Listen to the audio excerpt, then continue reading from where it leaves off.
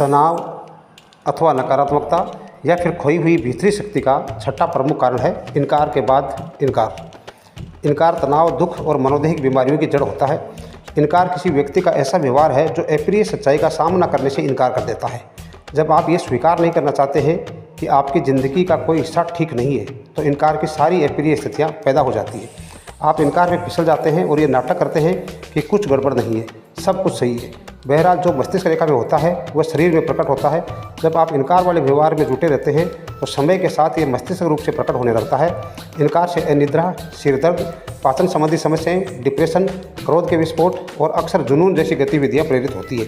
इनकार का व्यवहार तब होता है जब आपके जीवन का कोई हिस्सा सही काम न कर रहा हो और आप उसे स्वीकार न करना चाहते हो। इसमें हमेशा शर्मिंदा होने या नीचा देखने का डर होता है। इनकार का व्यवहार तब होता है जब आप खुद के या किसी दूसरे के सामने ये स्वीकार नहीं करते हैं कि आप वैसे नहीं हैं जैसे नज़र आते हैं। आप इनकार में जुटे रहते हैं जब आप ये नहीं मानना चाहते कि आपने अपना मन बदल लिया है। आप इनकार में फिसल जाते हैं जब आप अतीत जैसा महसूस नहीं करते। आप इनकार का इस्तेमाल अपनी गलती को ढकने के लिए भी करते हैं। सामना करने वाले और बचने वाले लोग। व्यक्तित्व दो तरह के होते हैं, स्वस्थ और अस्वस्थ। ये तनाव और इनकार के प्रति अलग अलग प्रतिक्रियाएं दर्शाते हैं। पहले व्यक्तित्व वाले लोग होते हैं सामना करने वाले और दूसरे व्यक्तित्व वाले होते हैं बचने वाले। एक अग्रणी विश्वविद्यालय में इन दोनों पर्सनैलिटी प्रोफाइल्स में आने वाले विद्यार्थियों की जांच की गई। फिर उनके व्यक्तित्व के हिसाब से उन्हें दो समूह में बांट दिया गया। एक समूह में थे सामना करने वाले और दूसरे समूह में थे बचने वाले। पहला समूह है बचने वालों का था। उन्हें एक कमरे में भेजकर हर एक के शरीर पर एक इलेक्ट्रोड लगा दिया गया जो हर 60 सेकंड बाद बिजली का हल्का झटका देता था। विद्यार्थी दीवार पर लगी घड़ी को देख सकते थे। जब भी सेकंड का कांटा 12 पर पहुंचता था उनकी उंगलियों पर बिजली का झटका लगता था। जब सेकंड का कांटा 12 की तरफ बढ़ रहा होता था तो वे अपना ध्यान भटकाने के लिए कई तरह की हरकतें करते थे। शोधकर्ताओं ने घड़ी में एक वीडियो कैमरा लगा दिया था ताकि वे उस दृष्टिकोण से विद्यार्थियों के चेहरों और आंखों को देख सकें। जब सेकंड के कांटे के 12 के करीब आने से ये संकेत मिलता था कि झटका लगने वाला है, तो बचने वालों का सबसे उल्लेखनीय व्यवहार ये था कि वे घड़ी की ओर देखने से इनकार कर देते थे। इसके बजाय वे दूर देखने लगते थे। वे अपने तनाव और असहजता के प्रतीक का सामना करने से बचते थे। इस प्रयोग के अंत में विद्यार्थियों की शारीरिक जांच की गई। तनाव के सभी सूचकों को नापा गया। उनकी हृदय गति, उनकी सांस लेने की दर और उनका ब्लड प्रेशर अभ्यास से पहले की तुलना में 30 से 40% ज़्यादा बढ़ गया था। फिर सामना करने वाले विद्यार्थियों के समूह को कमरे में लाया गया। उनके शरीर पर भी इलेक्ट्रोड लगा दिए गए और उन्हें बता दिया गया कि जब भी सेकंड का कांटा 12 पर आएगा उन्हें बिजली का हल्का सा झटका लगेगा। शोधकर्ताओं ने छिपे कैमरे से सामना करने वालों को देखा।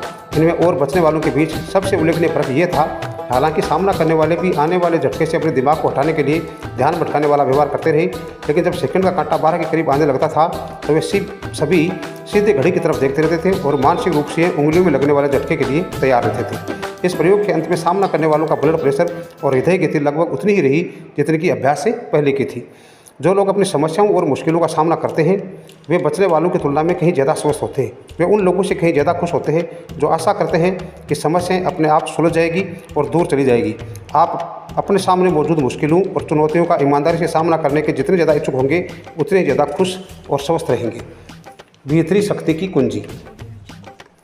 अपनी समस्याओं का ईमानदारी और तटस्थता से लगातार सामना करके आप ज़्यादा आत्मविश्वासी और सक्षम बन जाते हैं। आप ज़्यादा सशक्त और आत्मनिर्भर बन जाते हैं।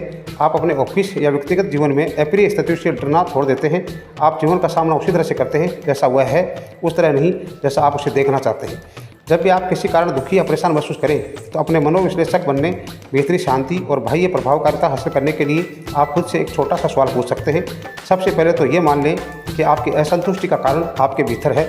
फिर अपने भीतर झांककर ये प्रमुख सवाल पूछें, मेरे जीवन में ऐसा क्या है जिसका मैं सामना नहीं कर रहा हूँ। ये एक मुश्किल सवाल ज़रूर है जो आपको अपने साथ पूरी तरह ईमानदार होने के लिए विवश करता है। यह आपको मजबूर करता है कि आप ये नाटक करके खुद को मूर्ख न बनाएं कि सब कुछ अच्छा चल रहा है। मेरे जीवन में ऐसा क्या है जिसका मैं सामना नहीं कर रहा हूँ। हो सकता है आप गलत नौकरी में हो सकता है आप गलत संबंधों में हो सकता है आप ये महसूस कर रहे हो कि आपके चुने हुए पैसे में कोई दूसरा आपसे बेहतर है। पुरुषों के साथ इनकार आमतौर पर उनके कामकाज से संबंधित होता है। महिलाओं के साथ इनकार का सबसे ज़्यादा ताल्लुक उनके संबंधों की समस्याओं से होता है। हर व्यक्ति ऐसे क्षेत्रों के प्रति खास तौर पर संवेदनशील होता है जिनसे उसका आत्मसम्मान सबसे ज़्यादा जुड़ा होता है। आप अक्सर अपने जीवन के उन हिस्सों में इनकार का अभ्यास करते हैं जिनमें परिवर्तन को अवश्यंभावी और भयावह माना जाता है।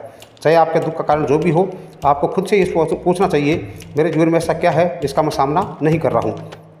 फिर आप पूछते हैं, सबसे बुरी संभावित चीज़ क्या हो सकती है। मैंने जब पहले इस तकनीक का इस्तेमाल शुरू किया तो पाया कि मेरे जीवन की सबसे बुरी और संभावित चीज़ें जो हैं वो मेरे कैरियर से संबंधित है, उनसे मुझे कैसे बचना है उसके लिए मैंने खुद प्रयास किया।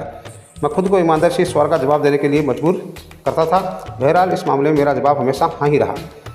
एक बार जब ये खास संभावना या आशंका रास्ते से हट जाती है तो फिर आप अपने आप को पूछ सकते हैं कि अब मुझे क्या करना है, कैसे मेरे संबंध ठीक होंगे या कैसे मेरी ये स्थिति जो है वो ठीक होगी। जब भी आप किसी तरह के शारीरिक या मानसिक दर्द से कष्ट उठाएं तो आमतौर पर इसका मतलब ये है कि आप किसी ऐसी चीज़ का सामना करने से इनकार कर रहे हैं जो आपके अहम से जुड़ी है। आपको किसी जासूस की तरह वो चीज़ खोजने की ज़रूरत है ताकि आप सीधे सीधे उसका सामना कर सकें। अपने मस्तिष्क के सभी कमरों में जाएं, जैसे आप फ्लैश लाइट लेकर किसी अंधेरे मकान में जा रहे हों और अपनी हर समस्या पर ईमानदार मोटिवेट की रोशनी फेंकें। दुख से मुक्ति पाने की हमेशा कोई न कोई कीमत होती है जिसे आप चुका सकते हैं। हमेशा कुछ न कुछ होता है जिसे आप करना शुरू कर सकते हैं या छोड़ सकते हैं, और आप हमेशा जानते हैं कि वह कीमत क्या है। आप और सिर्फ आप जानते हैं। आपको तो सिर्फ इस एक सवाल का जवाब देना चाहिए, क्या मैं ये कीमत चुकाने का इच्छुक हूँ। नियम यह है कि कीमत चाहे जो भी हो उसे चुका दें। आपको देर सवेर तो यह कीमत चुकानी है, इसलिए आप उसे जितनी जल्दी चुका देते हैं उतनी जल्दी आप उस चीज़ से मुक्त हो जाएंगे जो आपको सता रही है। किसी चीज़ के लिए अपनी मानसिक शांति से समझौता न करें। मानसिक शांति को अपना सर्वोच्च लक्ष्य बनाएं और अपने जीवन के हर हिस्से को इसके इर्द गिर्द व्यवस्थित करें। अगर आप कभी मानसिक शांति की अदला बदली किसी अन्य चीज़ से करते हैं तो आपको दोनों में से कुछ भी नहीं मिलता है। अगर आप मानसिक शांति की जगह नौकरी को चुनते हैं तो अंत में आपके पास न तो शांति रहेगी न ही नौकरी। अगर आप मानसिक शांति की जगह किसी संबंध को चुनते हैं तो अंत में आपके पास न तो संबंध रहेगा न ही आपकी मानसिक शांति।